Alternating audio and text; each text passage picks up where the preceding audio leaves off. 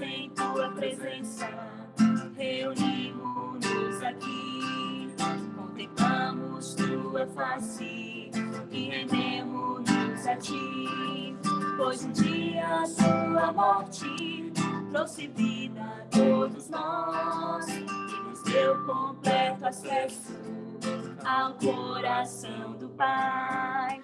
E o véu que separava já não separa mais.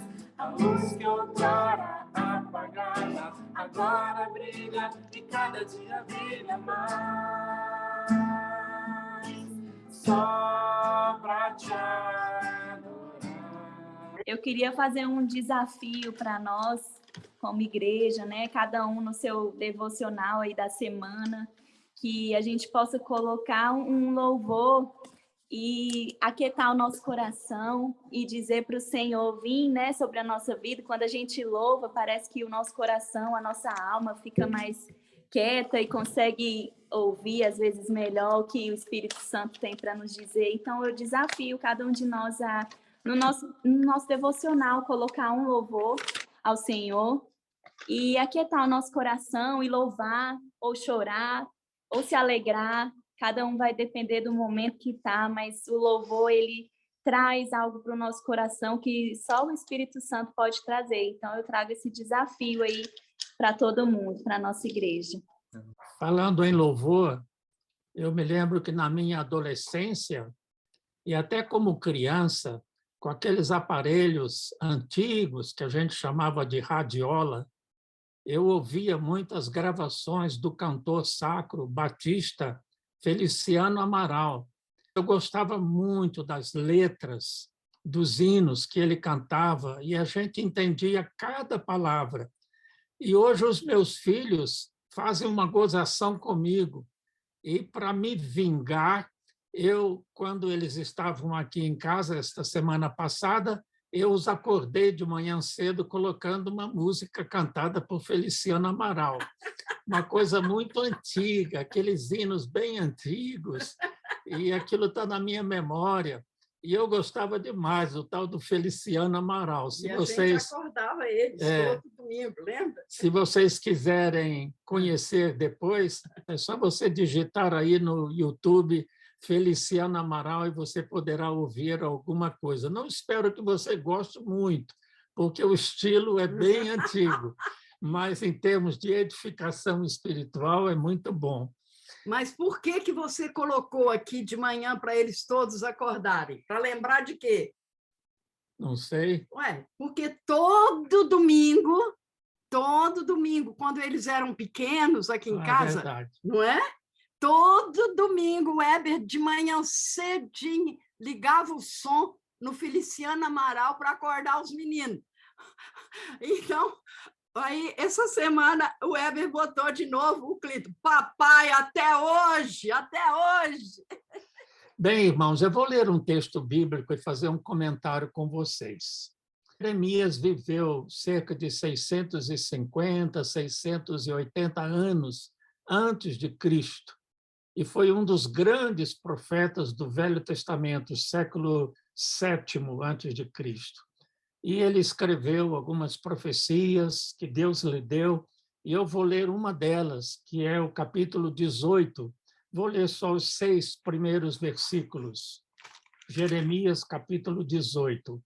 O Senhor deu outra mensagem a Jeremias. Aspas. Desça até a casa do oleiro, e eu lhe falarei ali. Fui à casa do oleiro, escreveu Jeremias, e o encontrei trabalhando na roda. Mas o vaso de barro que ele estava fazendo não saiu como ele desejava. Por isso, ele amassou o barro e começou novamente. Então, o Senhor me deu esta mensagem. Ó Israel, acaso não posso fazer com vocês o mesmo que o oleiro fez com o barro? Como o barro está nas mãos do oleiro, vocês estão em minhas mãos. Como o barro está nas mãos do oleiro, vocês estão nas minhas mãos. esta breve passagem, irmãos, tem algumas mensagens muito importantes, confortadoras, por um lado, advertência séria, por outro lado. Eu penso que todos vocês já podem ter visto a roda do oleiro. Tinha uma roda em cima, um eixo e uma roda embaixo. Sobre a roda de baixo, o oleiro colocava os pés e rodava. E assim também a roda de cima rodava. Na roda de cima, ele colocava um barro, uma pelota de barro. E aquilo ia rodando e ele ia moldando o barro conforme ele planejara fazer um vaso maior ou um vaso menor. Eu coloquei aqui atrás 3 vasos. O mais alto é porcelana, não é bem barro, e foi, aliás, pintado pela irmã de Márcia. O outro, eu acho que é de barro mesmo. Eu não me lembro a origem dele. Você se lembra? É um vaso mais simples, não é como a parábola vai ilustrar. E esse aqui é um vasozinho de barro mesmo, mas está escrito aqui Caná da Galileia, porque tem a história da transformação da água em vinho lá em Caná da Galileia. Lembram-se que Jesus mandou encher de água as talhas que havia na casa onde estava sendo celebrado o casamento. Note bem, o vaso não saiu, diz o texto, como o oleiro desejava. A outra versão, a Revista Atualizada, diz que o vaso se estragou nas mãos do oleiro. Então, o oleiro amassou o barro outra vez e começou tudo de novo. A versão Revista Atualizada diz que ele tornou a fazer do barro um outro vaso, segundo bem lhe pareceu. E é aí que Deus, então, fala com o profeta que é isso mesmo que ele quer fazer com Israel. Ele trabalhou com Israel, mas não saiu do jeito que ele planejou. Israel não cumpriu a aliança feita com Abraão, Israel se tornou idólatra, cometeu pecados de imoralidade, se desviou dos caminhos de Deus. Deus não desistiu de Israel. Ele colocou o barro de volta na roda e tornou a fazer um vaso. Então, isso tem mensagem muito importante para nós. O profeta Jeremias entrou na casa do oleiro e viu o oleiro trabalhando na roda. Então, a primeira mensagem é esta: Deus está trabalhando a nós e ao próprio mundo, que, no caso, é o barro nas mãos do oleiro. Deus trabalha de muitas maneiras. Falando assim mais teologicamente e muito resumidamente, Deus está trabalhando, criando o mundo, ele criou todas as coisas, Deus preserva as coisas todas que ele criou, e Deus está num processo de redenção, tanto de nós, indivíduos, pecadores, como da própria natureza. Por isso a Bíblia diz que no fim dos tempos haverá novos céus e nova terra. Jesus disse: meu Pai trabalha e eu também trabalho. Então Deus está na roda, como um divino oleiro, trabalhando a criação, trabalhando a história, trabalhando as nossas vidas. Deus dirige a história. Deus salva e transforma os pecadores. Deus responde às nossas orações. Imaginem quantas orações. E Deus está ocupado em ouvir e atender às suas orações. E Deus provê para nós diariamente. A Márcia compartilhou aí com as irmãs do grupo de oração, e nós, de alguma forma, também compartilhamos com alguns irmãos como Deus dirigiu esses dias em que nós tivemos os nossos filhos aqui em casa, pudemos reunir quase toda a família, nós viajamos, o Clinton com a netinha veio lá do Canadá, uma viagem de mais de 25 horas tantas coisas poderiam acontecer, e, todavia, Deus o protegeu, Deus o guardou, Deus ouviu nossas orações. Num tempo de pandemia, arriscamos fazer essa viagem, este passeio, para uma convivência em família, e sentimos tão de perto a presença de Deus. E nós somos tão pobres, tão pecadores, tão indignos, e sentimos o amor de Deus e o cuidado de Deus. Quantas outras pessoas estiveram a depender de Deus durante esses dias? Então, Deus tem muito trabalho conosco. Deus é o oleiro que está trabalhando o barro na sua roda, na roda das nossas vidas. Em termos mais de Novo Testamento, o trabalho de Deus pode ser resumido em conversão do pecador, santificação dos crentes e uma capacitação para servir ao próprio Deus. Deus nos dá talentos, Deus nos dá recursos financeiros, Deus nos dá os dons espirituais para que nós trabalhemos também. O vaso é feito para que sirva aos propósitos de Deus, como mais à frente vou dizer melhor. Nós somos, então, barro nas mãos do oleiro. Que coisa maravilhosa, irmãos, sabermos que, embora sejamos barro, uma coisa comum demais, uma coisa pobre, uma coisa até feia, o barro não é bonito, e às vezes até cheira mal.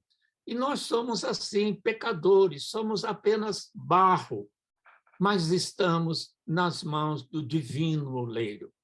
Que diferença isso faz? Estar nas mãos do oleiro, estar nas mãos de Deus, certamente é uma coisa muito boa, uma coisa maravilhosa.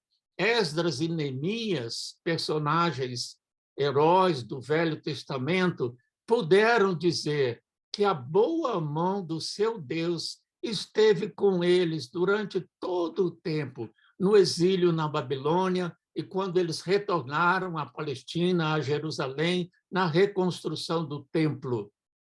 Eles experimentaram na sua vida a boa mão do seu Deus.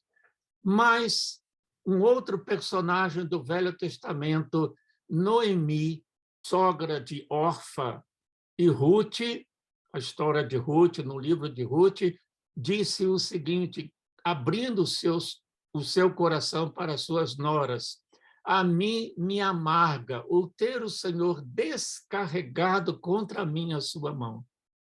Então, há duas maneiras de Deus lidar conosco, pelo menos duas maneiras. Ou nós experimentamos a boa mão de Deus, como Esdras e Neemias, ou nós experimentamos castigo de Deus, disciplina da parte de Deus, circunstâncias adversas. Mas se nós lemos a história de Ruth e de Noemi, sua sogra, nós vemos que, no fim, tudo aquilo que Deus fez acontecer e que pareceu a Noemi tão amargo, tão sofrido, no fim houve bênção, houve sucesso, houve vitória. A mão do Senhor salva, a mão do Senhor corrige, a mão do Senhor abençoa, mas ela também disciplina, como nós lemos em algumas passagens da Bíblia. O autor da carta aos Hebreus chegou a dizer: horrível coisa é cair nas mãos do Deus vivo. O contexto destas palavras tão graves é o pecado da igreja, no caso, no Novo Testamento. No Velho Testamento, o pecado de Israel. Então, isso é uma advertência. É muito bom estarmos nas mãos de Deus e saber que Ele está trabalhando a nossa vida e o nosso caráter para sermos vasos de honra, vasos de bênção. Mas quando nós resistimos, quando nós não somos maleáveis das mãos de Deus, então acontece que Deus tem que usar de disciplina, digamos, de certa força, para dobrar esse nosso temperamento pecaminoso e fazer de nós um vaso para a sua honra.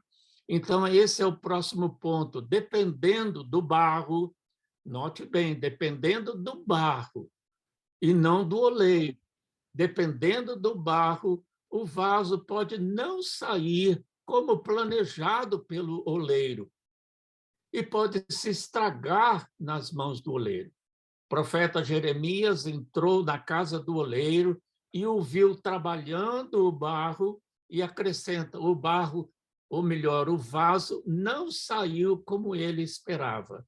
A outra versão diz que o barro se quebrou. Antes do vaso ficar pronto, ele se quebrou. E o que aconteceu? Deus colocou o barro de volta da roda e começou tudo de novo. É o que acontece na nossa vida. Por que o barro, às vezes, se quebra? Por que às vezes, esse trabalho de Deus na nossa vida não apresenta o resultado desejável? Não por causa de Deus, porque tudo que Deus faz é bom e é perfeito, mas por causa de certas características do barro. Pode haver, por exemplo, uma pedra no meio do barro.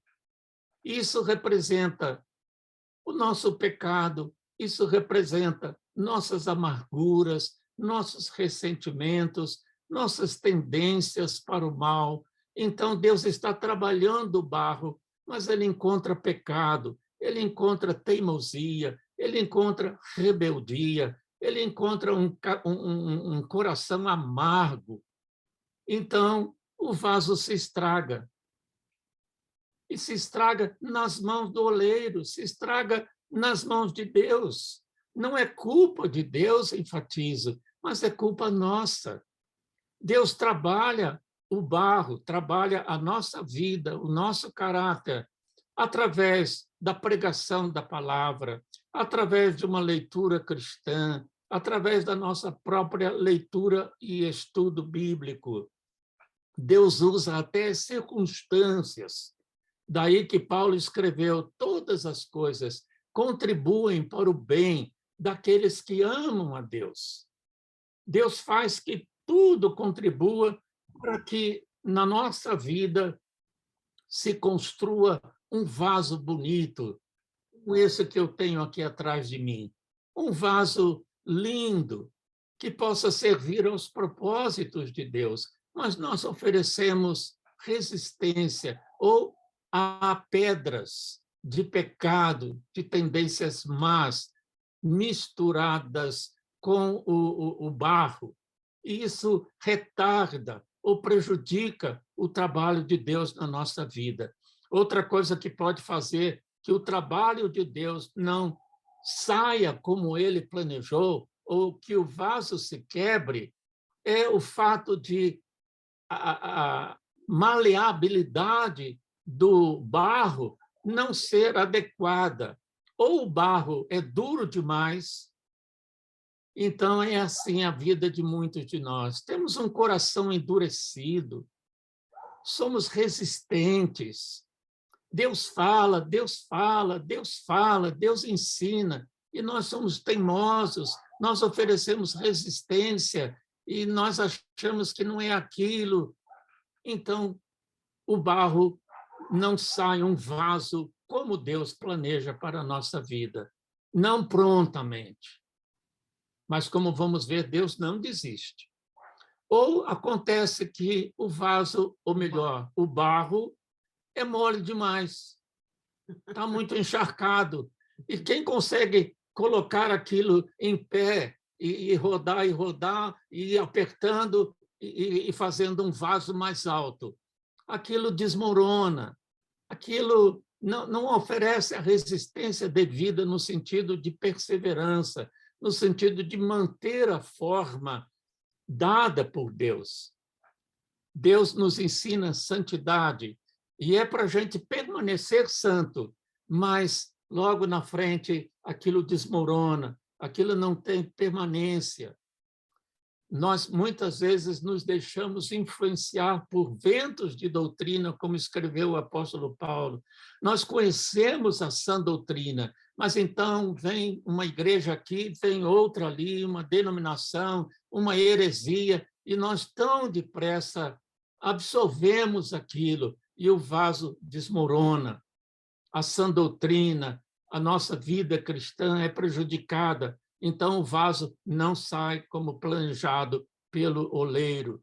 Agora, tem uma coisa muito importante a acrescentar. Deus não joga fora o barro quando o vaso não sai segundo o seu querer. Você vê na parábola do profeta Jeremias que ele entrou na casa do oleiro, o oleiro estava trabalhando o barro, mas o vaso não saiu segundo o seu querer, não ficou a contento. Será que o profeta, ou melhor, o oleiro, pegou o barro? Esse barro não presta, joga fora e pega outro? Não, não é isso que Deus faz conosco. Deus tem muito amor, Deus tem muita paciência, Deus é perdoador, Deus tem um propósito para a nossa vida. Se fomos predestinados para a sua glória, Ele trabalhará a nossa vida até que nós sejamos vasos para a honra, vasos de bênção, vasos que cumprem um propósito de Deus para nós. Então, isso é o nosso outro ponto. Sintamo-nos muito confortados com isso. Deus não desiste de nós. Mesmo que haja pedra nesse barro e atrapalhe a obra de Deus, mesmo que o barro seja muito duro e não pega a forma que o oleiro quer lhe dar, mesmo que o barro seja muito mole e não ofereça resistência no sentido de permanecer na forma escolhida por Deus, ele não nos joga fora. Ele Amém. não desiste de nós. Amém. Eu fico pensando na minha própria vida, como Deus precisou e ainda precisa ser paciente comigo. Quantas coisas eu já ouvi, já aprendi, e ainda assim acontecem falhas, acontecem pecados. E como eu me sinto seguro e confortável, esperançoso nas mãos do divino oleiro. Eu não passo de barro, sou indigno, ainda pecador, mas Deus está trabalhando na minha vida. Pense assim com respeito à sua própria vida, suas deficiências, suas lutas, suas fraquezas, as pedras que tem no meio desse barro, ou ele ser muito endurecido, muito resistente aos ensinos da palavra de Deus, ou é, por outro lado, muito aberto a qualquer coisa que ouve, aceita tudo, se desvia da sã doutrina, como nós somos. Mas Deus não desiste. Amém. A mensagem que Deus deu ao profeta com respeito a Israel: acaso eu não poderei fazer outra vez o que eu pretendo fazer com Israel? Deus coloca o barro de volta na roda e começa a trabalhar, começa tudo de novo. Se você já experimentou algo que eu já experimentei algumas vezes, quando a gente faz uma coisa errada, a gente sente aquele peso na consciência, a gente sente culpa, a gente fica triste. E se somos cristãos, nós começamos a pedir perdão a Deus, mas às vezes nós sentimos que, puxa vida, eu estava indo bem, fazia tempo que eu não agia assim, mas agora caí outra vez no mesmo pecado. Tem de começar tudo de novo. Então, é Deus que começa de novo, mas ele vai cumprir o seu propósito. E, por fim, eu quero acrescentar um ponto. Há vasos finos, vasos coloridos, vasos lindos, como este aqui, não é? Que a Márcia já mostrou e que eu torno a mostrar. E há vasos assim, bem mais simples, de barro mesmo, não é? Que não chamam muita atenção. É o que acontece conosco. Deus tem os seus propósitos. Então, ele trabalha algumas pessoas, fazendo destas pessoas vasos assim que, podemos dizer, vão ser colocados na sala de visitas. Terão uma visibilidade maior em função do ministério, em função da razão de ser. Então, Deus faz certos vasos assim mais vistosos, no sentido de que eles estarão na mídia, eles estarão em ministérios nacionais ou ministérios mundiais, eles estarão nos púlpitos das igrejas, ou eles terão muito dinheiro e vão se destacar com as suas contribuições generosas. Eles poderão construir até um templo, uma igreja sozinhos. Eles poderão construir um hospital, um orfanato. Eles poderão enviar recursos, muitos recursos, para entidades internacionais de ajuda humanitária. Então, são vasos com destaque. Deus assim planejou e Deus assim os fez e quer usá-los dessa maneira. Mas o que acontece? Às vezes, alguns destes vasos mais vistosos e postos na sala de visitas ou numa visão mais ampla e internacional, eles se tornam vaidosos, orgulhosos. Eles começam a pensar que são melhores do que os outros e se esquecem de uma coisa: eles ainda são barro. Eles podem estar pintados com a justiça de Cristo, eles podem ter recebido capacitação para certos ministérios assim de destaque, mas eles ainda são barro. E não podem se esquecer disso, para não ficarem orgulhosos e vaidosos. Outros vasos são, como eu mostrei, mais simples. Eles são colocados ou num quarto, ou na cozinha, ou até no quintal. Mas Deus assim os planejou e Deus os quer usar ali. Então, é uma pessoa, digamos, um zelador de uma igreja. Será que ele não é tão servo de Cristo como o pregador internacional? Ele é tão barro como o pregador internacional, como aquela pessoa superdotada, ou aquela que tem muito dinheiro e pode fazer muito pelo reino de Deus. Um e outro são barro, mas foram feitos e colocados no lugar onde Deus os quer usar. E é aí que entra a expressão vasos de bênção. Nós temos um hino antigo daqueles que Feliciano Amaral cantava. Quero ser um vaso de bênção. Esse é o que nós vamos ouvir em seguida? Não. Mas tem esse hino antigo, não é? Quero ser um vaso de bênção. Você lembra mais um pouco da letra? Quero ser um vaso de bênção, sim, um vaso escolhido por Deus. E aí continua. Então, será que essa é a nossa oração? Eu quero ser um vaso de bênção.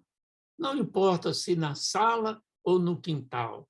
Não importa se com tais e quais dons de destaque ou um trabalho humilde na igreja. Se pregador ou zelador. Estando no lugar planejado por Deus, nós seremos vaso de bênçãos. Amém.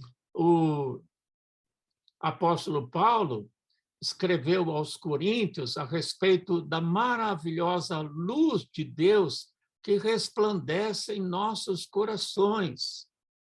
E ele acrescentou: temos, porém, este tesouro em vasos de barro, para que a excelência do poder seja de Deus e não de nós. Nesse contexto todo da nossa mensagem, que passagem importante esta, falando da glória de Deus, do Espírito Santo que enche o nosso coração. Nós somos vasos cheios de Deus, da luz de Deus, não para a nossa vaidade, não para que nós brilhemos e alcancemos fama e glória, mas para que a excelência do poder seja de Deus, para que as pessoas olhem para nós, esses vasos de bênçãos, seja qual for a aparência, e veja Deus dentro de nós. Veja pessoas humildes servindo a Deus. Então, não nos esqueçamos disto. Deus está trabalhando na roda. Deus está ativo em nossas vidas. Tem um plano para a nossa vida. E Ele está nos moldando segundo os seus propósitos. Se nós oferecemos resistência de alguma forma, ou se tem pedras no meio desse barro, isso tão somente pode retardar o propósito de Deus para a nossa vida, mas não vai impedi-lo, porque Deus cumpre os seus propósitos. Deus não desiste de nós. Ele tira aquela pedra, perdoa os nossos pecados, corrige o nosso caráter. Se o barro está muito duro, ele acrescenta, digamos, a água da vida, que é Jesus Cristo, e o barro se torna mais maleável. Se o barro é mole demais, ele endurece de alguma forma, ele fortalece, ele não desiste. E nós seremos sempre, e não nos esqueçamos, seremos sempre barro nas mãos do oleiro. É maravilhoso estar nas mãos de Deus, sabendo que Ele está nos moldando para cumprir os seus propósitos, usar a nossa vida para a sua glória. Ele disse, ou melhor, Jesus disse no Sermão da Montanha: vós sois a luz do mundo. Brilha a vossa luz diante dos homens, que os homens vejam estes vasos. Mas para quê? Para que o vaso seja admirado, para que o vaso tenha a glória? Não, para que vejam as vossas boas obras e glorifiquem ao vosso Pai que está nos céus. Amém. Nós vamos ouvir uma música, já que não podemos cantar, ou eu não tenho a gravação do Quero Ser um Vaso de Bênção, uma outra que diz a mesma coisa, mas é um corinho, ou um cântico espiritual ainda usado na igreja, e é uma oração.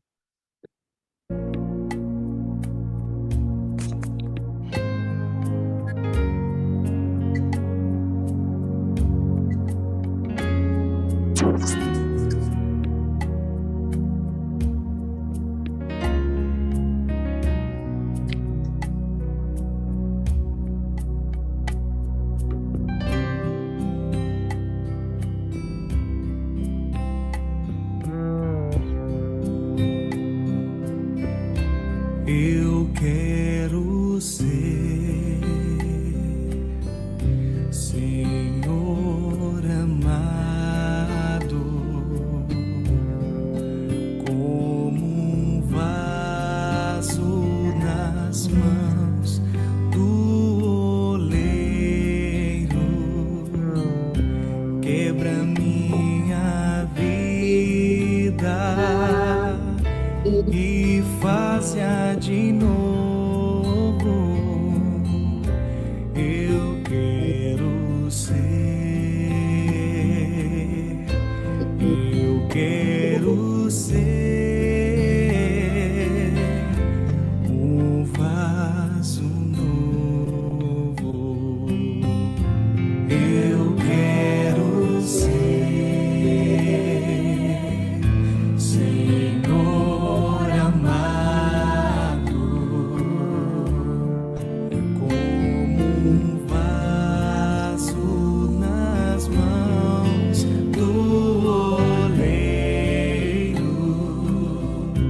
Quebra minha vida e faz-a de novo. Eu quero ser, eu quero ser um vaso novo.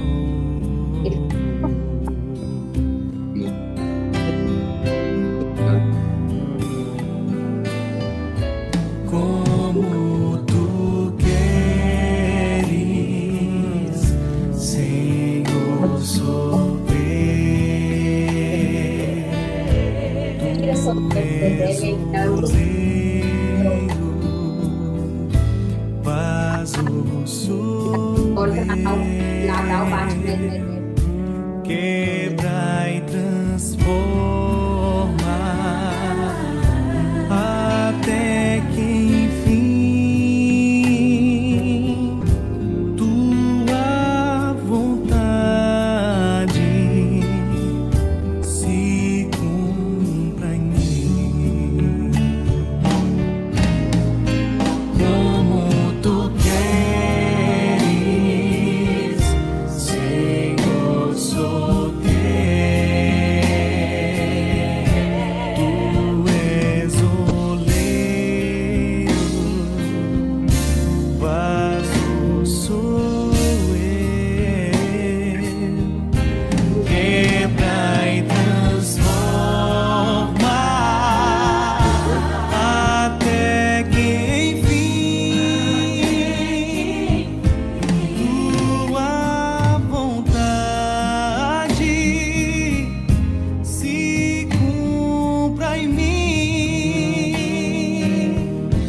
tua vontade se cumpra em mim.